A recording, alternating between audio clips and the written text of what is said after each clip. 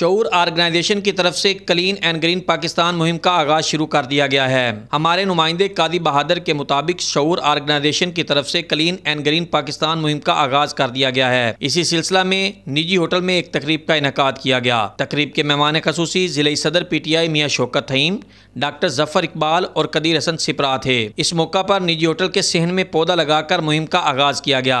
तकरीब में शऊर ऑर्गेनाइजेशन के chairman doctor Mohammad Ahmed, vice chairman Mian Faisal Amjad Haeem, miss Khan और दीगर तालिब इल्मों ने शिरकत की। इस मौका पर डॉक्टर मोहम्मद अहमद ने इज़हार ख्याल करते हुए कहा कि दरख्त और पौधे लगाना नबी करीम सल्लल्लाहु अलैहि वसल्लम की सुन्नत है और सदका जारिया है। पाकिस्तान माहौलियाती आलूदगी के मसाइल से दो चार है, जिसका एक हल दरख्त लगाना है। नाज़रीन, आए हम आपको लाइव लिए चलते हैं मिस खान के पास, जो इस वक्त 66 न्यूज़ से गुफ्तगू कर रही हैं।